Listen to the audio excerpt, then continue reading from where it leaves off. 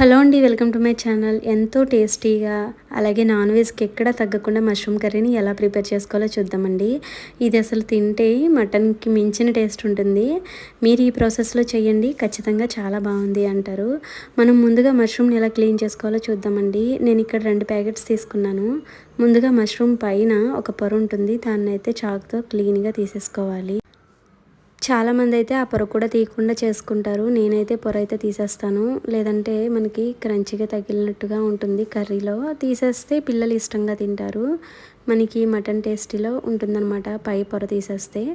ఈ విధంగా అయితే క్లీన్ చేసుకోవాలి. మొత్తం క్లీన్ చేసుకున్న తర్వాత వీటిని ఒకసారి వాష్ చేసుకుని మనం కట్ చేసుకోవాలి. మనకి నచ్చిన సైజులో అనేవి మనం కట్ చేసుకోవచ్చు. చిన్నగా కావాలంటే చిన్నగా, అలా ఈ విధంగా మనకి చాలా క్లీన్గా ఉంటాయి. ఫ్రెష్గా తీసుకుంటే మష్రూమ్ కర్రీ చాలా బాగుంటుందండి. కనీసం అప్పటికప్పుడు వండుకోకపోయినా మరునాడైనా మనం ఫ్రిడ్జ్లో పెట్టి వండేసుకోవాలి. 2 డేస్ అలా ఉంచుకుంటే మష్రూమ్ టేస్ట్ తగ్గిపోతుంది, అలాగే మంచిది కాదు కూడా. అప్పటికప్పుడు వండుకుంటే మష్రూమ్ కర్రీ అనేది బాగుంటుంది. ఈ విధంగా అయితే మనం నచ్చిన షేప్స్లో కట్ చేసుకోవచ్చు. మన ఇంట్లో వాళ్ళు తినేదాన్ని బట్టి మనం కట్ చేసుకోవాలి. కొంతమందికి పెద్ద సైజులో అయితే ఇష్టపడరు. నేనైతే ఈ విధంగా కట్ చేసుకున్నాను. ఇలా కట్ చేసుకుని వీటన్నిటిని మనం ఒకసారి వాష్ చేసుకుని పక్కన పెట్టేసుకోవాలి.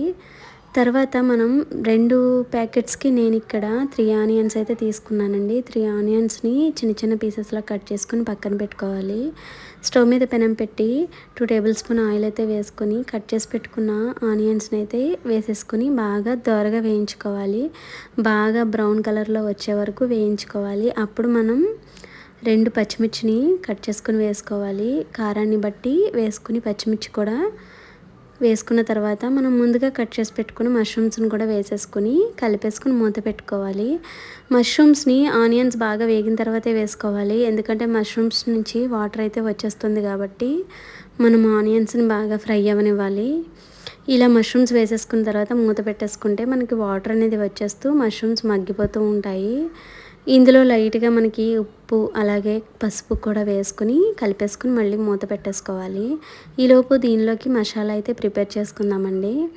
అప్పటికప్పుడు మసాలాని ఈ విధంగా మీరు లైట్ మసాలాతో ప్రిపేర్ చేసుకోండి, కర్రీ బాగుంటుంది. అల్లం వెల్లుల్లి అలాగే జీలకర్ర ధనియాలు వేసుకొని 2 లామొగ్గలు అలాగే చిన్న దాల్చిన చెక్క ముక్క వేసుకోవాలి. లాలిక్కాయలు గసగసాలు అవి ఏమి వేయనవసరం లేదు, ఇవి సరిపోతాయి. వేసిన తర్వాత బాగా దంచుకొని ముద్దలా అయిన తర్వాత దీన్ని మనం మగ్గుతున్న కర్రీలో అయితే వేసేసుకొని బాగా మగ్గనివ్వాలి.